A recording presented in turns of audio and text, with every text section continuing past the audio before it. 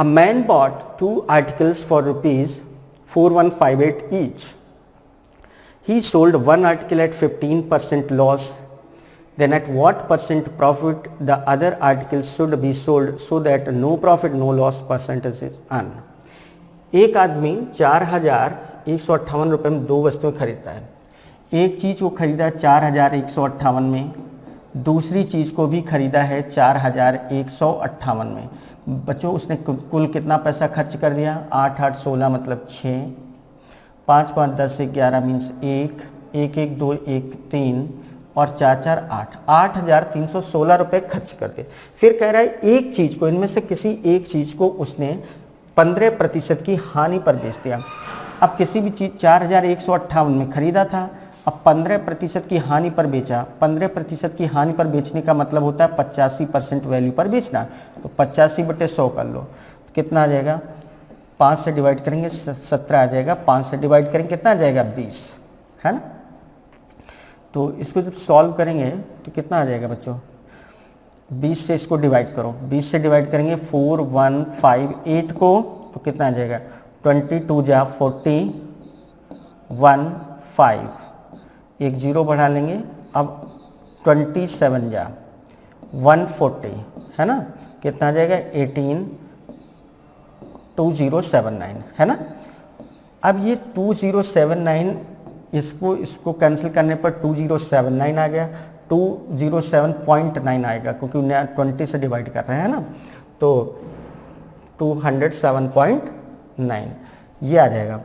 अब बच्चों क्या हुआ? 207.9 तो ये आ गया, इसको इससे डिवाइड करेंगे तो इतना आ गया, और इंटू हमें क्या करना था? 17 से मल्टीप्लाई कर दो, तो कितना है? 17 9 जा 153 मीन्स 3 15, 17 से 119 और 15 134 13,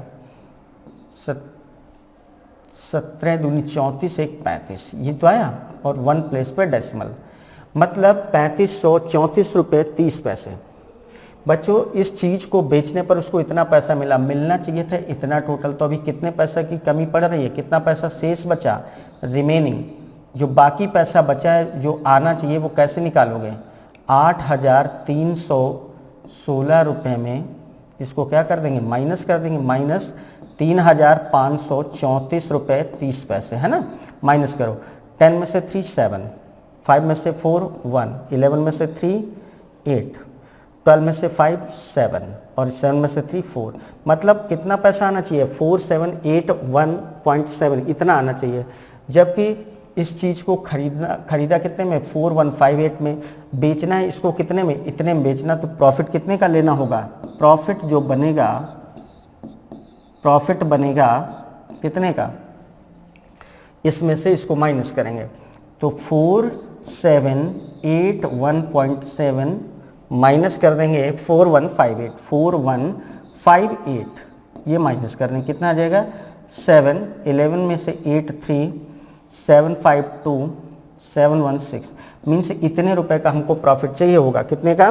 623.7 का प्रॉफिट, 623.7 का प्रॉफिट चाहिए कितने पर? 8316 पर, है ना। 4158 पर, क्योंकि एक की कीमत हम ले चुके 4158 इंटू क्या कर देंगे? 100, तो कितना आ जाएगा? ये आ जाएगा बच्चों 4158, इसको डिवाइड करेंगे, इससे डिवाइड कर देंगे 62370 से, करें 1 टाइम जाएगा 8514, कितना आ गया? 7 में से 17 में से 8 9, 12 में से 5 7 और ये 0 और यहाँ पर आ जाएगा 642, है ना। 2 तो कितना आ जाएगा? 10 12 40 मतलब 5 टाइम्स चला जाएगा, है ना। अप्रॉक्स 15 कितना आ जाएगा? 15%, सही है ना। इस तरीके से बच्चों इसको सॉल्व किया गया है। कितना? 4158 से हम डिवाइड करेंगे 62317 को और ये इतना आ गया, जीरो बढ़ा लेंगे तो कितना आ जाएगा आपका 2790, एग्जैक्ट 15%। तो इस क्वेश्चन का जो आंसर आएगा बच्चों वो क्या होगा कि जो दूसरी चीज़ उसके पास बची हुई है अगर उसको वो 15% के प्रॉफिट पर सेल करता है, 15% के लाभ पर बेच देता है, तो ओवरऑल कुल ट्रांजैक्शन पर उसको ना ही कोई प्रॉफिट होगा ना ही कोई लॉस होगा। मतलब जितना पैसा उसने खर्च किया उतना पैसा उसको मिल जाएगा। कैसे, देखो एक बार फिर से समझ लो, इतना पैसा और इतना पैसा है, एक चीज़ को भी इतने में खरीदा है, दूसरी चीज़ को भी बच्चों इतने में खरीदा है, कुल मिलाकर उसने खरीदने में कितना पैसा लगाया, 8,316। फिर कह रहा है कि एक चीज़ को, इनमें से एक चीज़ को उसने 15% की हानि पर बेच दिया। तो 4,158 में खरीदा था, 15% की हानि पर बेचने का मतलब 85% में बेचा। इसको सॉल्व किया तो कितना आ गया, 3,534 रुपये 30 पैसे में बेचा। मतलब बेचकर इतना पैसा उसके हाथ में आ गया। आना चाहिए था 8,316, क्योंकि जितना पैसा खर्च किया उतना आने के लिए अभी कितना बाकी है, 8,316 में 3,534 रुपये 30 पैसे घटा, मतलब 4,781 रुपये 70 पैसे आने चाहिए। अब ये 4,781 रुपये 70 पैसे कहाँ से आएंगे, जो एक चीज़ बची उसको बेचकर, और चीज़ की कीमत क्या थी 4,158, तो कितने रुपए ज़्यादा उसको लेने हैं प्रॉफिट के रूप में, 623 रुपये 70 पैसे ज़्यादा लेने हैं। तो ये 623 रुपये 70 पैसे 4,158 का कितना परसेंट बनेगा, हमें ये देखना था। तो आंसर क्या आ गया, 15%। क्लियर है। चलिए बात करते हैं नेक्स्ट क्वेश्चन की। The simplified value of this, चलिए सॉल्व करेंगे। 3/1/5 सॉरी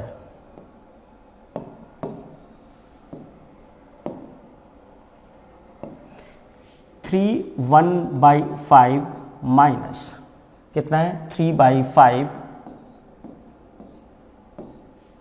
डिवाइडेड बाई 8/5 है ना, upon 1/7 divided by 6/7 minus 1/7 divided by 1/5 है ना बच्चों, यही क्वेश्चन है। चलिए सॉल्व कर, देखिए ये क्या हो जाएगा, 5 3 15 1 16/5 16/5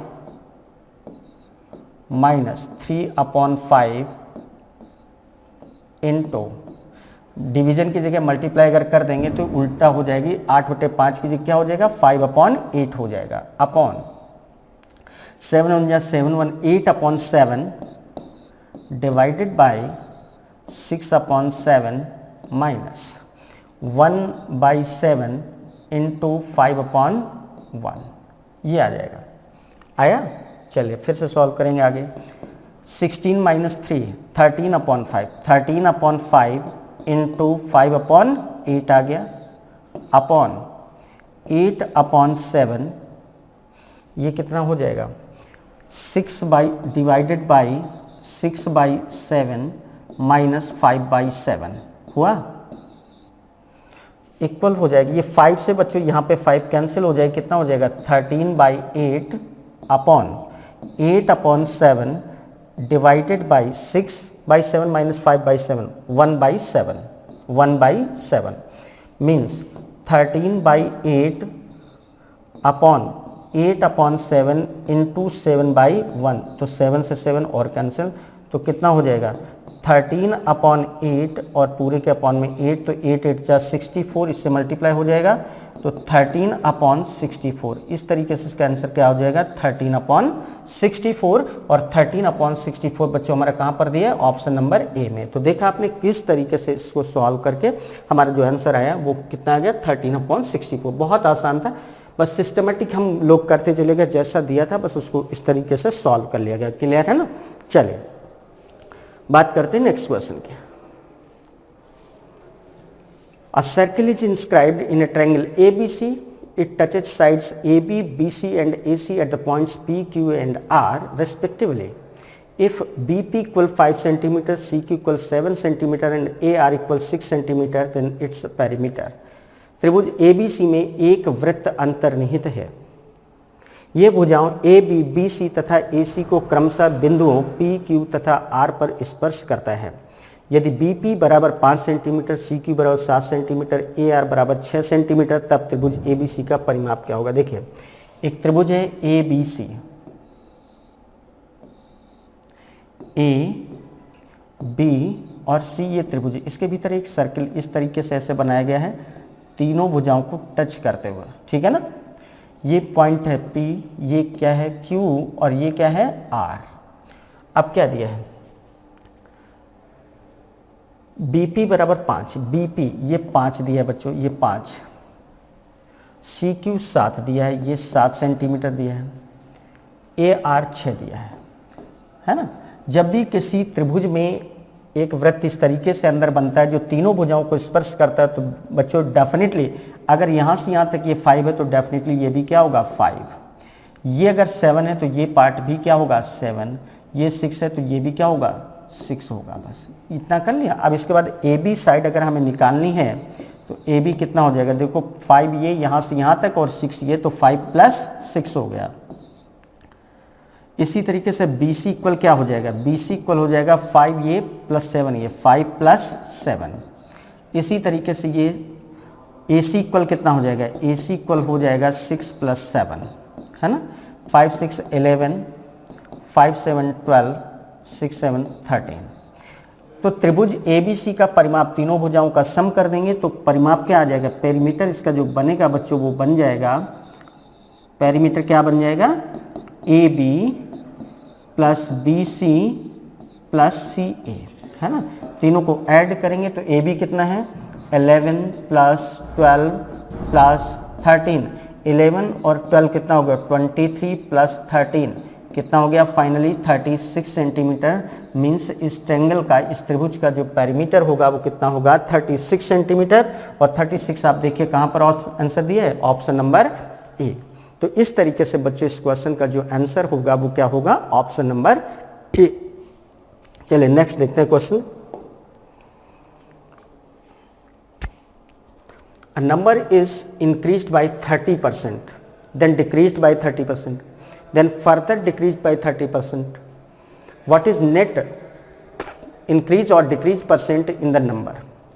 किसी संख्या में 30% की वृद्धि हुई, फिर 30% की कमी, फिर दोबारा 30% की कमी हुई, तो संख्या में कितने प्रतिशत की शुद्ध वृद्धि या कमी है। देखिए लेट कर लिया जो हमारी ओरिजिनल नंबर है, मूल संख्या जो है, ओरिजिनल जो नंबर है वो हमारी क्या है 100 है। ओरिजिनल नंबर हमारी क्या है बच्चों 100 हमारी ओरिजिनल नंबर है।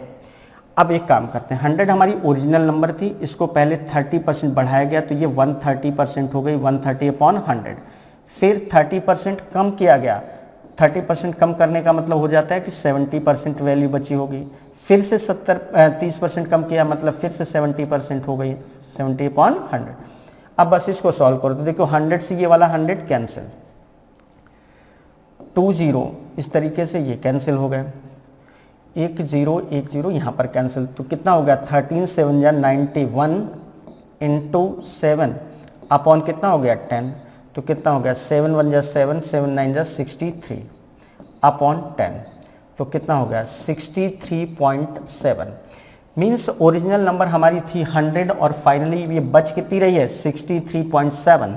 तो कितने की कमी हुई, कितने का डिक्रीमेंट हुआ, कितना घटा, कितना डिक्रीज हुआ, 100 में से कितना डिक्रीज हो गया 63.7 बचा है, तो कितना कम हो गया, ये बच जाएगा आपका 63। 100 में से 64 अगर हम कम कर दें तो ये बचता है आपका 100 में से 64 अगर कम कर देते हैं तो 66 बचता है। 64 कम करना है, 64 कम करेंगे तो 36 बचेगा। कितना बचेगा 36 अप्रॉक्स कितना बचेगा 36। मतलब कितना कम हो गया 36%। भाई 36 कम हो रहा है, 100 पे जितना कमी बढ़ता है उतने परसेंट की कमी वृद्धि होती है, तो 36% की लगभग कमी हो जाएगी। तो 36% की कमी कहाँ पर शो करी गई है, ऑप्शन नंबर बी में। तो इस तरीके से इस क्वेश्चन का आंसर क्या आ गया, ऑप्शन नंबर बी, है ना।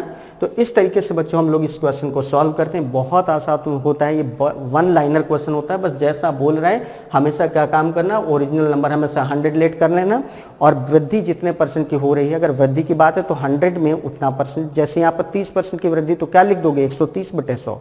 फिर आगे कह रहा है 30% की कमी, तो 100 में से 30 कम मतलब 70/100 हो गया। फिर से 30% की कमी तो फिर से 70/100 सॉल्व कर लिया।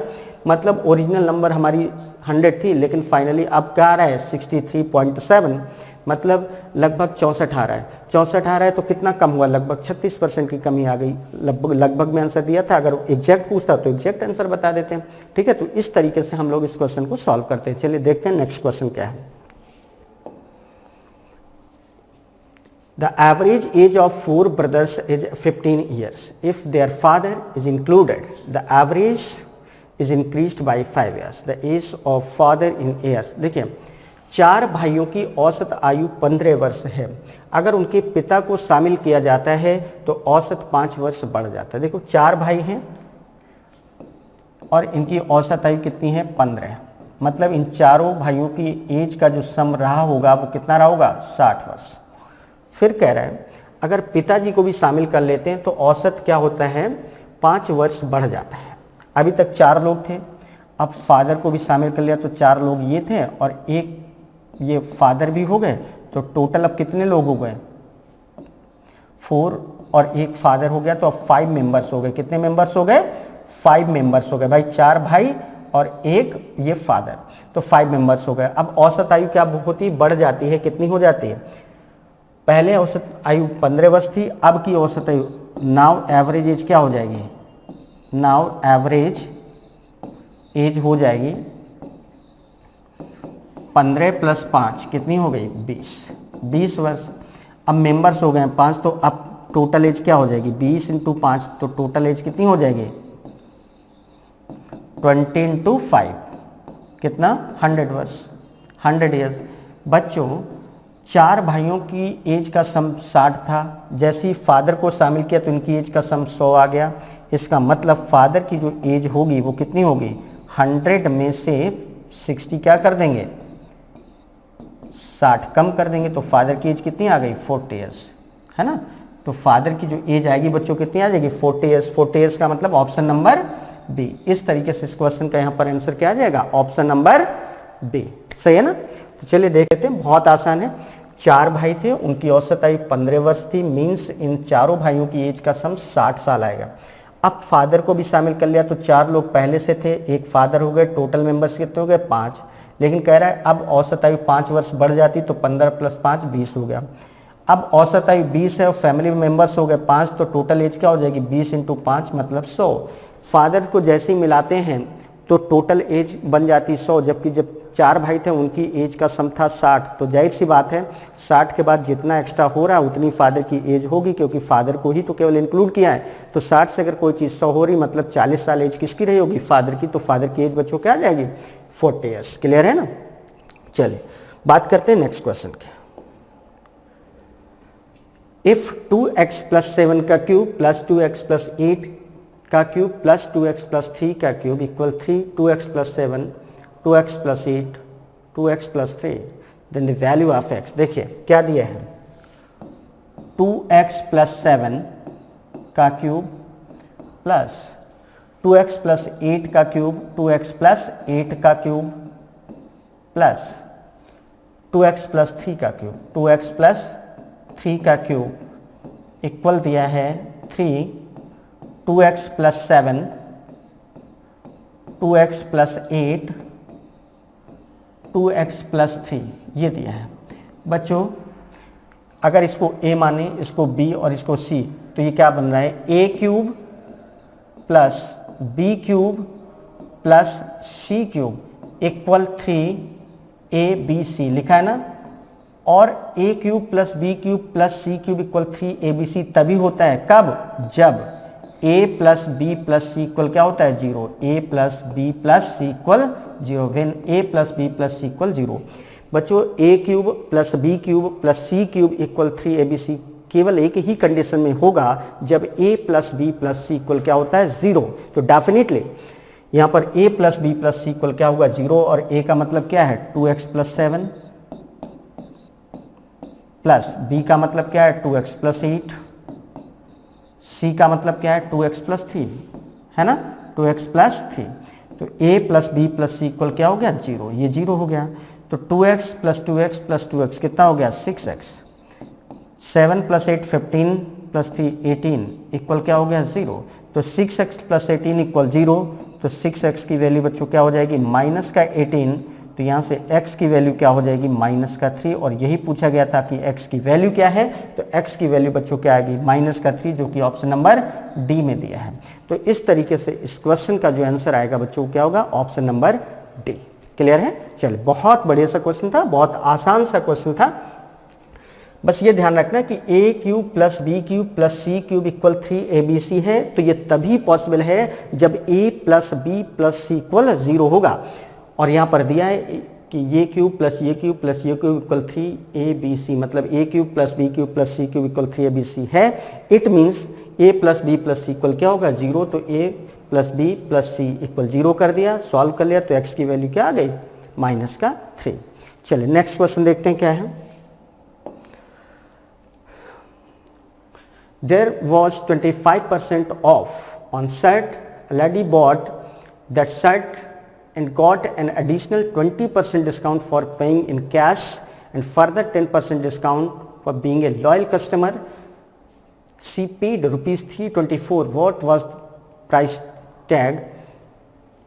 कमीज पर 25% की छूट थी। एक महिला ने कमीज खरीद ली, नगद भुगतान करने के लिए 20% की अतिरिक्त छूट मिली और एक वफादार ग्राहक होने के नाते 10% की छूट और मिली। इस तरीके से उसने फाइनल जो पेमेंट किया वो 324 रुपये का किया। तो कमीज पर कितनी कीमत का टैग लगा था, मतलब उस शर्ट का जो प्राइस था, मार्केट प्राइस था, टैग प्राइस था, वो क्या था। एक काम करते हैं, प्राइस टैग मतलब जो मार्क प्राइस थी वो हमने लेट कर ली, क्या है मार्क प्राइस क्या है x रुपये लिखा था। अब इस पे पहले 25% की छूट मिली तो कीमत क्या बची होगी 75%, 75/100। फिर कैश पेमेंट करने पर उसको 20% की छूट मिल रही है। 20% की छूट मिलने का मतलब 80% का भुगतान करना पड़ा होगा। फिर कह रहा है कि लॉयल कस्टमर होने के नाते 10% का और उसको डिस्काउंट मिला, मतलब अब जो वैल्यू बनी उस पर 10% और, मतलब अब जो वैल्यू बनी उसका 90% भुगतान किया गया, 90/100। तब फाइनली उसने कितना पेमेंट किया 324 रुपये। बस इसको सॉल्व कर लेंगे, 25 × 3 25 × 4 हो गया। क्लियर है? ये हो जाएगा 20 चौको 80, 20 पंचे 100 हो गया।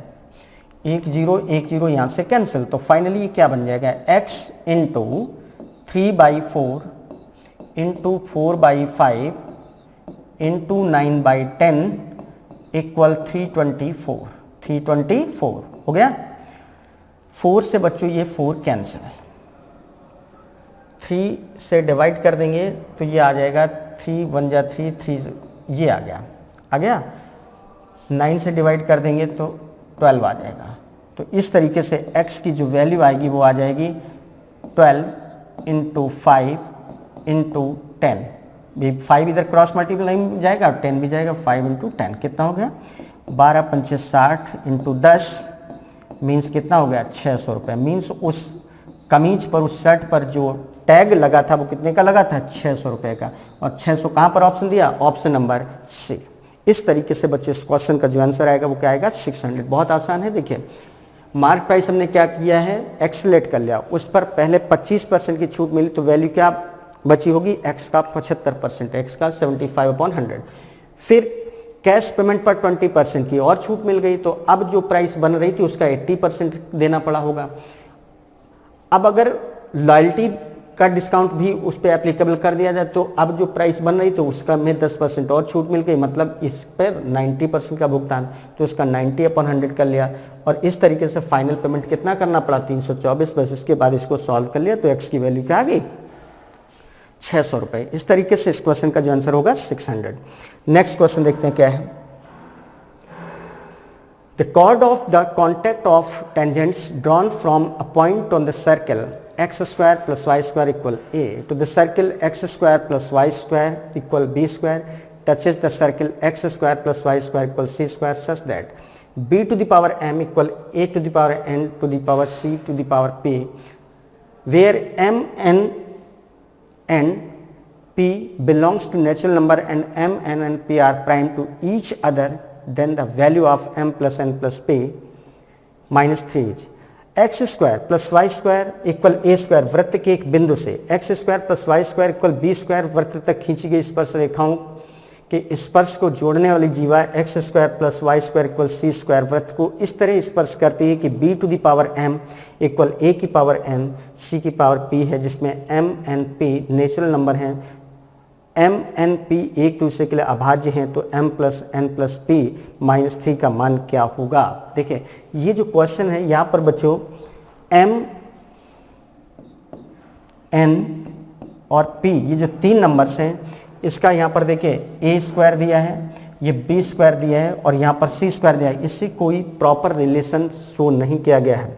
No proper relation, no proper relation shows here. यहाँ पर कोई जो प्रॉपर रिलेशन है वो नहीं शो किया गया है, इसलिए हम इनकी वैल्यू m n और p की वैल्यू काउंट नहीं कर सकते हैं। और जब वैल्यू m n p की वैल्यू ही नहीं काउंट कर पाएंगे तो m plus n plus p minus 3 की वैल्यू का कोई मतलब नहीं है। तो इस क्वेश्चन को यहीं पर छोड़ देंगे। यहाँ पर प्रॉपर रिलेशन नहीं बनेगा, मतलब इस तरीके से ये स्टार वाला क्वेश्चन है, यहाँ स्टार लग जाएगा। ठीक है, इस तरीके से स्टार वाला क्वेश्चन है। क्यों? क्योंकि ऐसा कोई इन्फॉर्मेशन नहीं। भाई यहाँ पर वृत्त की बात कर रहे हैं, यहाँ पर दूसरे वृत्त की बात कर रहा है, यहाँ पर जीवा की बात कर रहा है, जबकि ये प्रॉपर एक सर्किल का इक्वेशन होता है। इसी तरीके से b की पावर m इक्वल a की पावर n है इंटू c की पावर p है। ये तो तब पता चल पाएगा जब कोई प्रॉपर रिलेशन हमें पता हो, और प्रॉपर रिलेशन आगे पीछे पूरे क्वेश्चन में कहीं पर भी नहीं बताया गया है कि ये जो एक सर्किल की रेडियस है वो क्या है, दूसरे सर्किल की रेडियस क्या है, तीसरे सर्किल की रेडियस क्या है। इस तरीके से जब ये नहीं बताया जाएगा तो हम कोई भी रिलेशन अपने आप से इस्टेब्लिश तो नहीं कर सकते हैं। मतलब हमें जो प्रॉपर रिलेशनशिप पता होना चाहिए वो यहाँ पर पता है ही नहीं। इस तरीके के ये क्वेश्चन है, तो यहाँ पर कोई प्रॉपर इन्फॉर्मेशन ना होने की वजह से हम लोग इस क्वेश्चन को सॉल्व नहीं कर पाएंगे, इसको यहीं पर छोड़ेंगे। नेक्स्ट क्वेश्चन देखें। In triangle ABC, the length of BC is less than twice the length of AB by 2 centimeter. The length of AC exceeds the length of AB by 10 centimeter. The perimeter is 32 centimeter. The length of the smallest side of the triangle. कह रहा है त्रिभुज ABC में BC की जो लंबाई है वो AB की लंबाई के 2 गुने से 2 सेंटीमीटर कम है, और AC की जो लंबाई है वो AB की लंबाई से 10 सेंटीमीटर अधिक है। तो परिमिति 32 सेंटीमीटर, परिमिति का मतलब है परिमाप से। तो त्रिभुज की सबसे छोटी भुजा की लंबाई क्या है।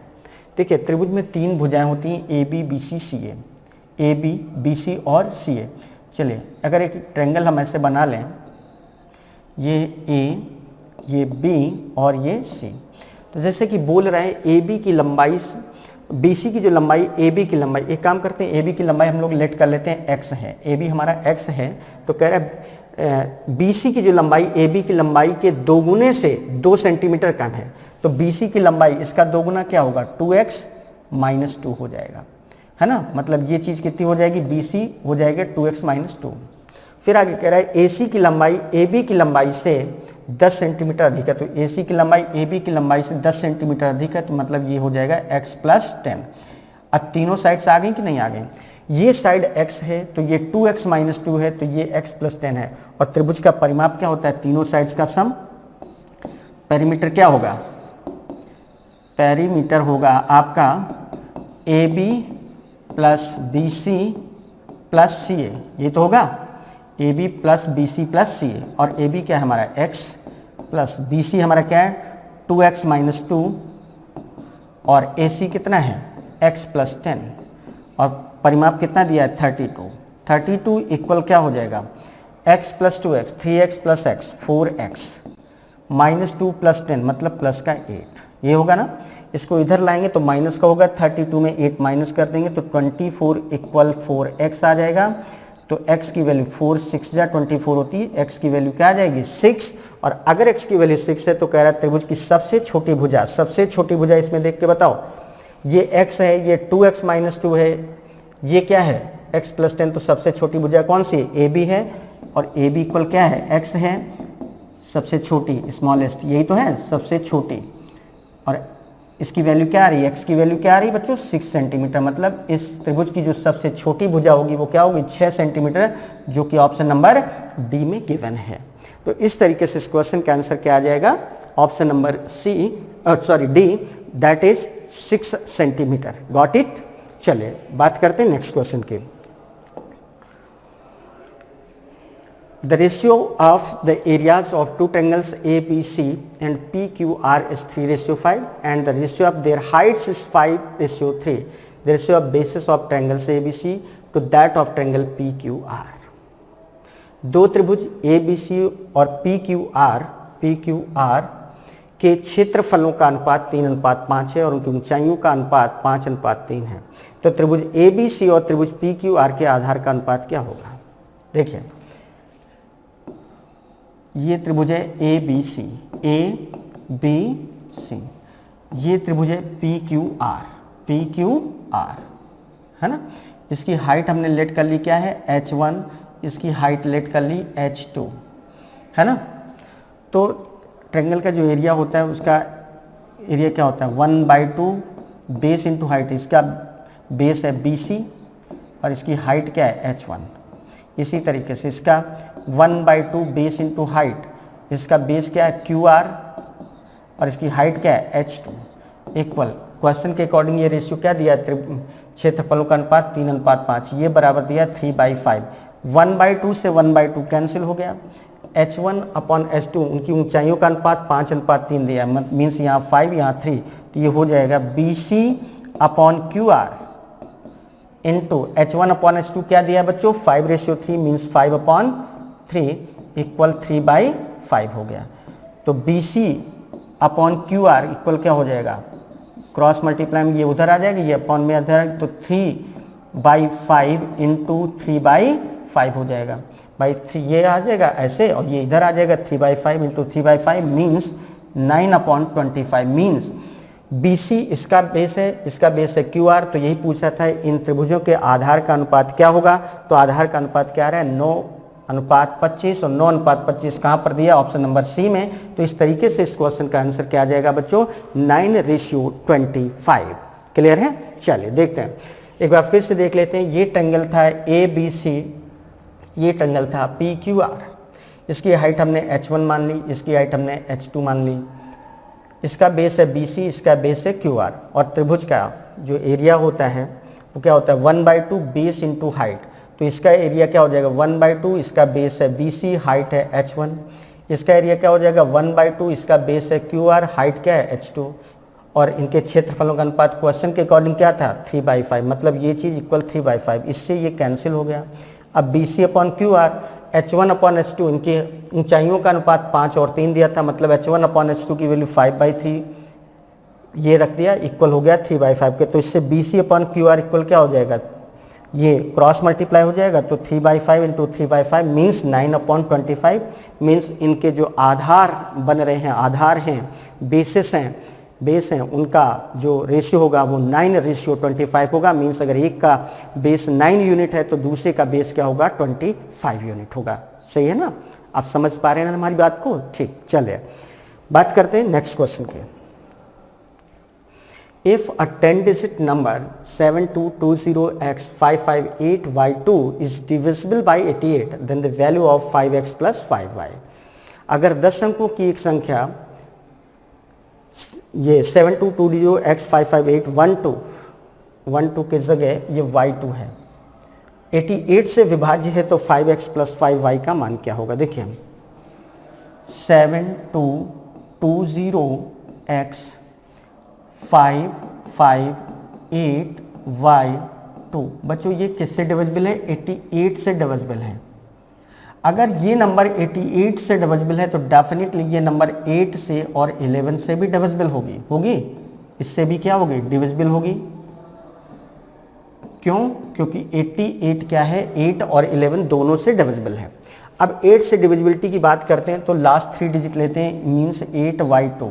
ये 8 से अगर डिविजिबल है तो देखो y की वैल्यू क्या हो सकती है 1 हो नहीं सकता है. 812 लोगे तो 8 से डिवाइड नहीं होगा. y की वैल्यू 2 लोगे तो 822 हो जाएगा, वो भी 2 से डिविजिबल नहीं होगा. y की वैल्यू 3 लेंगे तो 832 हो जाएगा जो कि 8 से डिविजिबल है. इट मीन्स यहाँ पर y की वैल्यू क्या होगी 3.